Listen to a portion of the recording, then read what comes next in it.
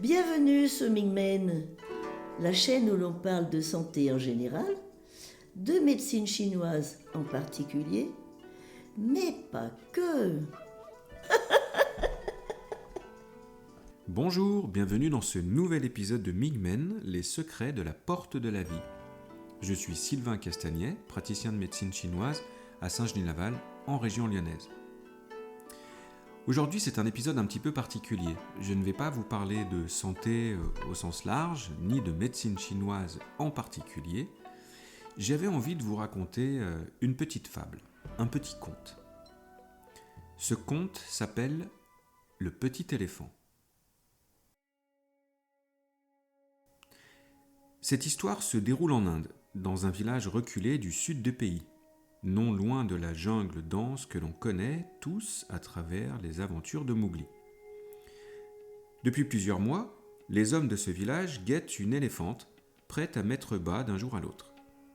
Un matin de printemps, un petit éléphanteau pousse son premier barrissement. Les hommes, tapis non loin de là, tels des prédateurs, se ruent sur le nouveau-né. La mère charge les assaillants, mais rien n'y fera. Malgré tous ses efforts, son petit lui sera enlevé dès les premières heures de sa vie. Victorieux, les hommes regagnent leur village avec leur trophée. Un éléphant se débattant comme un fou, solidement attaché à une corde. On enferme le pauvre bougre dans un petit enclos fait de bois et couvert de feuillage. On attache l'animal à un piquet de 10 cm de diamètre et enfoncé dans le sol à une profondeur de 50 cm.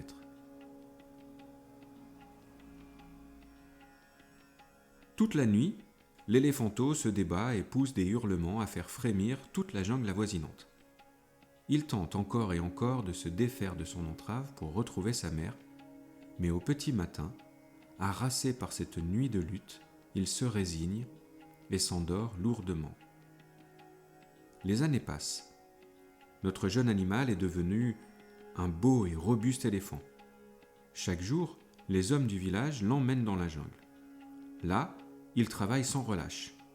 Il arrache des arbres gigantesques, les fait rouler jusqu'à des sentiers, puis les tracte jusqu'au village.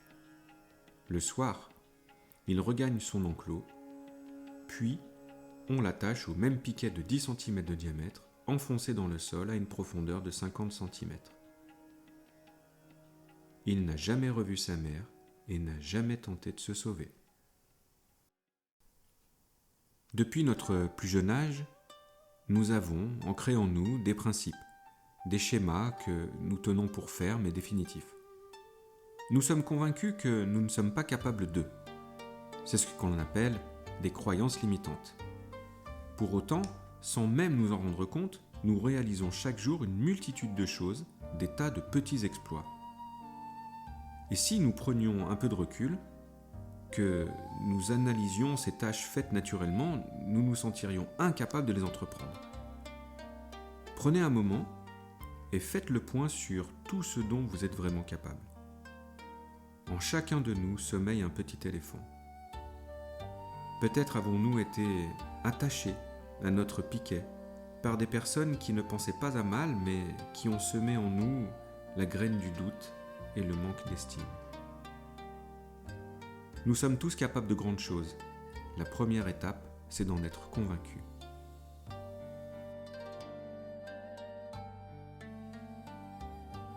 Je vous dis à très bientôt pour un nouvel épisode.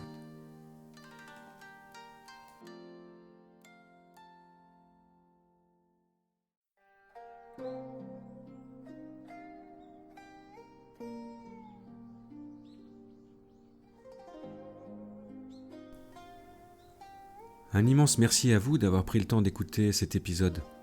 J'espère que vous avez pris autant de plaisir à l'écouter que moi j'en ai eu à le préparer et à l'enregistrer.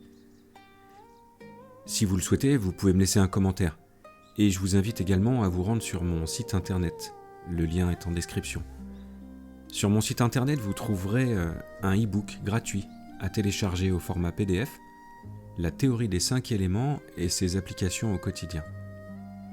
Je vous dis à très bientôt pour un nouvel épisode